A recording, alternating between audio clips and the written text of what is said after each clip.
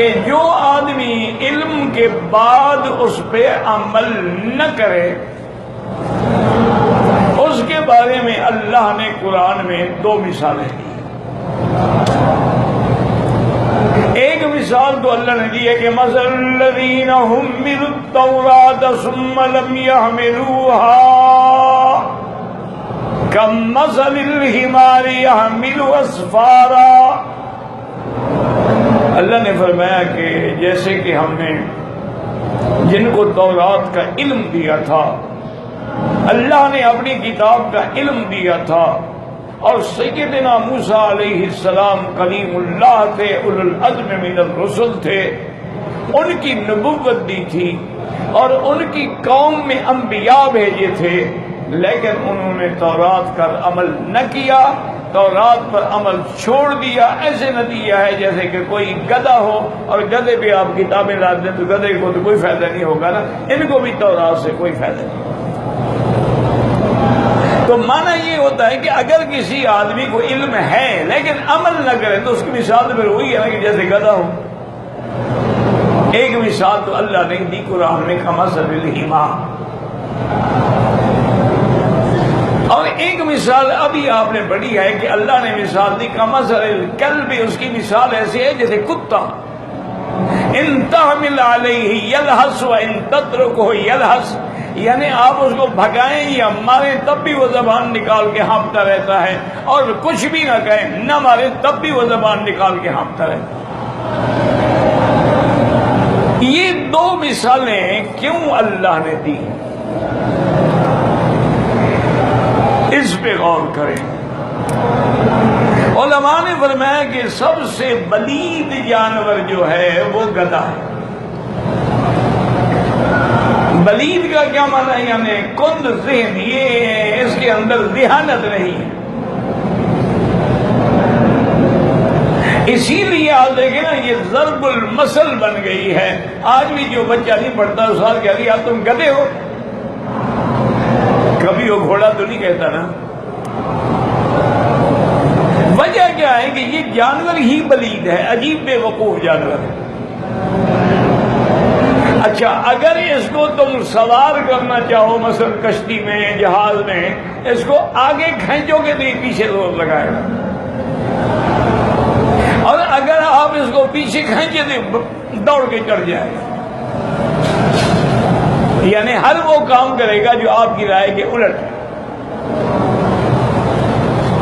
اور دوسری بات یہ ہے کہ اتنا کند ذہن جانور ہے کہ اس پہ آپ جتنا وزن رکھنا شروع کر دیں نا جی، کہ مثلا 1 من 2 من 4 من، یہ وزن کے بوجھ سے زمین پر بیٹھ جائے گا لیکن آواز نہیں نکالے گا۔ ورنہ ہر جانور جو ہے اس پہ جب آپ بوجھ رکھتے ہیں تو لازمی بات ہے وہ بیچارہ آوازیں نکالتا ہے۔ یہ واحد جانور ہے، آپ اس پر جتنا بوجھ مرضی آئے رکھیں زمین سے لگ جائے گا لیکن آواز ہی نہیں۔ اچھا اور جب اس پہ کوئی بوجھ نہیں ہوگا، حضرت اکیلے کھڑے ہوں گے تو پھر آوازیں نکالے گا۔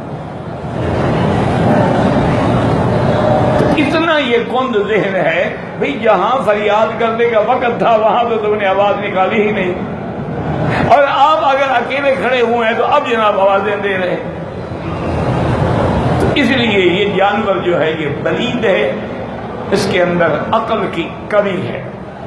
یہی سبب بنا کہ اللہ نے ان علماء تورات کو ان سے تشبیہ دی۔ اچھا کتا جو ہے اس کو 2 چیزوں کی تلاش ہوتی ہے، یاد رکھو۔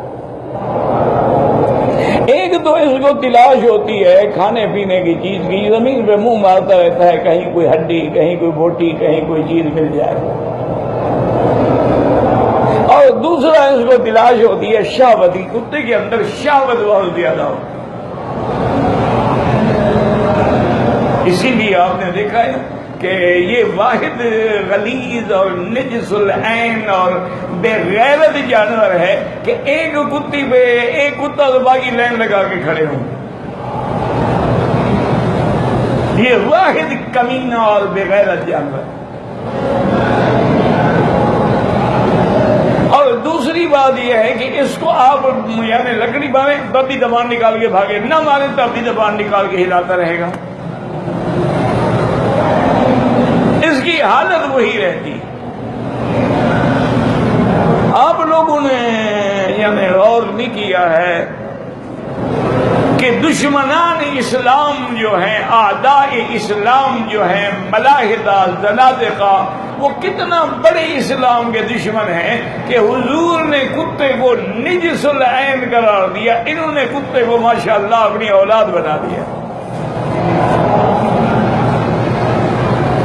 حضور نے فرمایا کہ کتا جو ہے وہ اتنا نجس العین ہے کہ کسی شکل میں وہ پاک ہو ہی نہیں سکتا، ورنہ جانور مر جائے، مردار ہو جائے، چمڑا اتار لو، چمڑے کو رنگ دیتے ہیں، دھوتے ہیں، صاف کرتے ہیں اور چمڑا استعمال ہو، لیکن کتے کا چمڑا استعمال نہیں ہو سکتا، یہ نجس العین۔ اسی طرح اگر کوئی جانور ہے یا کوئی اور ناپاک چیز ہے آپ کے برتن میں کسی چیز کو، اس کو تو 3 دفعہ دھو ڈالیں کافی ہے، لیکن کتا اگر کسی برتن میں زبان مارے، حضور نے فرمایا کہ اس کو 7 دفعہ دھوئیں اور 1 دفعہ مٹی لے کے مٹی سے رگڑیں اس کو، یعنی یہ ایسی نجس چیز ہے۔ پہلے ہم جب پڑھتے تھے یہی سمجھتے تھے کہ اس زمانے میں کوئی صابن تو ہوتے نہیں تھے، کوئی اینٹی سیپٹک دوائیں نہیں ہوتی تھی، کوئی اینٹی بیکٹیریل دوائیں نہیں ہوتی تھی، نہ مٹی سے تو صاف کیے جاتے تھے، اس لیے حضور پاک نے مٹی سے مثال دی ہے کہ 1 دفعہ اس کو مٹی سے مانجا جائے۔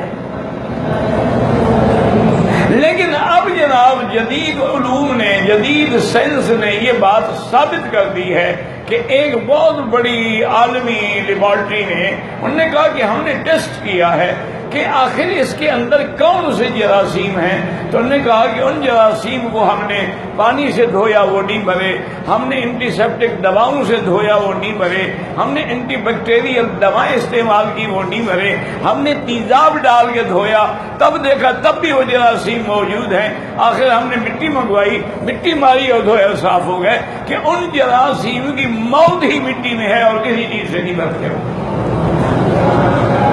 تو حضور صلی اللہ علیہ وسلم نے 1400 سال پہلے جو بات فرمائی تھی، آج سائنس دھکے کھا کے پھر وہیں آ گئی۔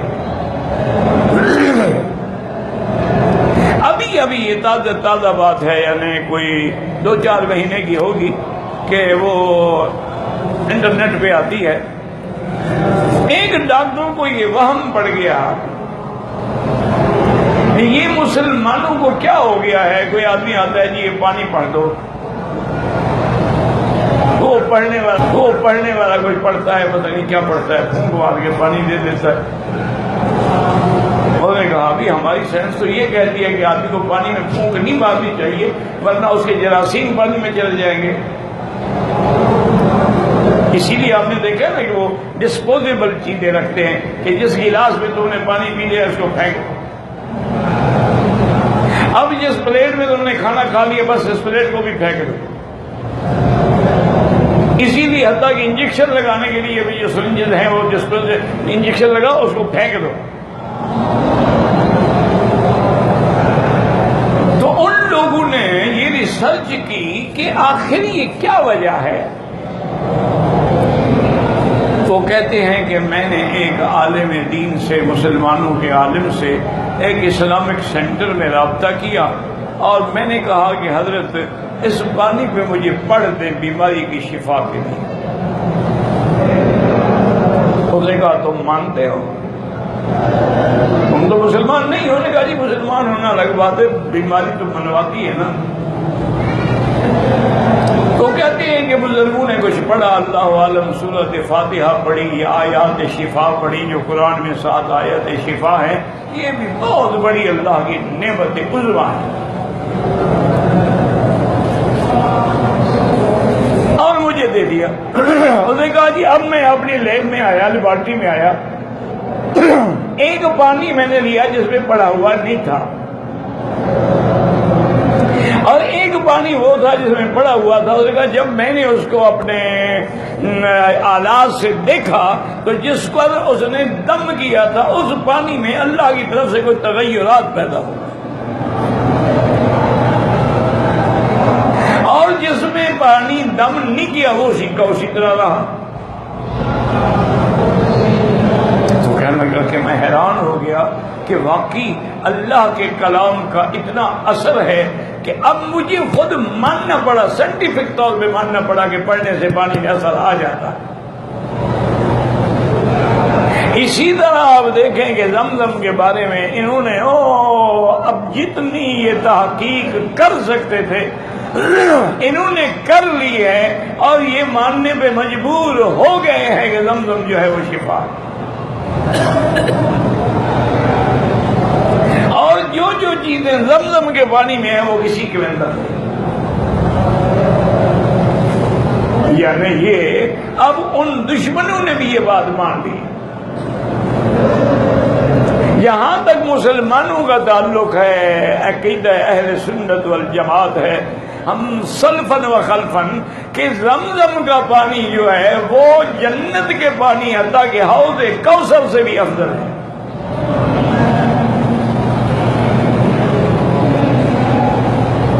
اس کی وجوہات دیکھیں نا، یاد رکھیں کہ علماء جو ہیں وہ اپنی طرف سے کوئی بات نہیں کہتے، قرآن و حدیث سے وہ دلائل کو نکالتے ہیں، وہ موتی چنتے ہیں جو سمندر کے اندر ہیں تو سمندر کے اندر، نہ سمندر نہ ہو تو موتی کہاں سے نکالیں گے؟ انہوں نے استدلال کیا ہے سب سے بڑا کہ بھئی حضور صلی اللہ علیہ وسلم کا شق صدر ہوا، جب آپ کا سینہ مبارک کھولا گیا تو حضرت جبریل علیہ السلام تمام چیزیں جو ہیں وہ ایک سونے کے تشت کے اندر بھر کے لائے، حضور کو لٹایا، حضور کو سلایا اور آپ کا سینہ مبارک کھولا، اس کے اندر وہ ایمان و حکمت کی نعمتیں جو لائے تھے وہ اس کے اندر دھر دی۔ ساری چیزیں جنت سے آئیں لیکن پانی زمزم کا لیا۔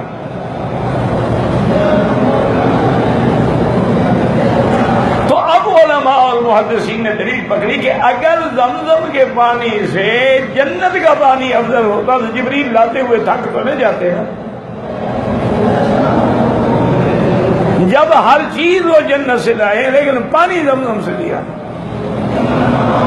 تو یہ اتنی بڑی دلیل ہے اس کی افضلیت پہ۔ اور دوسرا علماء نے دلیل پکڑی ہے کہ بھی حوض کوثر بہت بڑی نعمت ہے، اللہ ہمیں آپ کو سب کو انشاءاللہ قیامت میں حضور کے ہاتھوں نصیب فرمائے۔ لیکن یہ تو نہیں آیا ہے نا کہ شفا ہے اس میں، یہ تو آیا ہے کہ لا نظمع بعدها ابدا، اللہ ہمیں وہ پانی پلا دے اس کے بعد ہمیں پیاس نہ لگے۔ ویسے جنت میں پیاس ہوگی نہیں، کیونکہ لا نصب ولا تعب، وہاں نہ تکلیف ہے، نہ پیاس ہے، نہ بھوک ہے۔ لیکن اس کے بارے میں تو صحیح حدیث میں حضور نے فرمایا کہ زمزم کا پانی جو ہے یہ آپ نے فرمایا طعام و طعم و شفا و سقم، یہ کھانے کا بھی کام دیتا ہے اور بیماری سے بھی شفا دیتا ہے۔ کتنے صحابہ ہیں جو کہتے ہیں کہ ہمیں کئی دن مکے میں کھانا نہ ملا، ہم زمزم پیتے رہے، الحمدللہ زمزم کے پینے سے ہم موٹے ہو گئے۔ اتنی طاقت ہے زمزم کے پانی میں۔ تو اس لیے ہمیشہ یاد رکھیں کہ یہ مثالیں جو آتی ہیں قرآن میں ان میں حکمتیں ہیں۔ اب اسلام نے چونکہ کتے کو نجس قرار دیا ہے تو ہمارے دشمنوں نے کتے کو اپنے اولاد سے بھی زیادہ اہمیت دی ہوئی ہے۔ ان کا بیٹا گم ہو جائے نا پریشان نہیں ہوتے کہ کتا کہیں گم ہو جائے تو سارا گھر دوڑ پڑے گا۔ اپنے ساتھ بٹھائیں گے، اپنی گود میں بٹھائیں گے، اپنے ساتھ بٹھا کے اس کو کھانا کھلائیں گے، اپنے بستر پہ اس کو سلائیں گے۔ مقصد کیا ہے؟ مقصد وہی ہے، عداوت ہے اسلام کے خلاف، ورنہ کتے کے بغیر کوئی اور جانور پال لو۔ اللہ کے نبی نے جو کہ کہا کہ یہ نجس ہے، لہٰذا انہوں نے اسی نجس العین کے ساتھ پیار رکھا ہے۔ اچھا ان کو تو آگ لگاؤ، آج مسلمان جو ہیں وہ لاکھوں میں کتے خریدتے ہیں۔ آج مسلمان جو ہیں ان میں جو ہمارے بڑے لوگ ہیں نا، جو یعنی بڑی جدید فیشنیبل قوم ہے اور ایلیٹ کلاس ہے، ان کی تو پہچان یہ ہے کہ ان کے ساتھ کتے ہوتے ہیں۔ پھر کتوں کی قسمیں ہیں، پھر کتوں کو اپنے بیڈ روم میں ساتھ رکھتے ہیں اور ان سے پتہ نہیں کیا کیا کام لیا جاتا ہے. آپ پڑھیں تو حیران ہو جائیں گے، پاگل ہو جائیں گے آپ. اس لیے ہمیشہ یاد رکھیں کہ جو آدمی اللہ کے قرآن پہ عمل نہیں کرے گا اس کا حال پھر وہی ہوگا کہ جیسے کتا ہوتا ہے کہ اگر اس کو ڈانٹو تو وہ زبان مارے گا اور نہ ڈانٹو تو زبان مارے گا. بس وہ دنیا میں کھانے پینے کے پیچھے لگا رہے گا، آخرت کی اس کو فکر نہیں ہوگی. اللہ پاک آپ کو ہمیں آخرت کی فکر عطا فرمائیں. اللہم اجعل آخر ایام خیر ایامنا آخرہا، اللہم اجعل خیر اعمالنا خواتیمها، اللہم اجعل آخر کلامنا لا الہ الا اللہ محمد الرسول اللہ.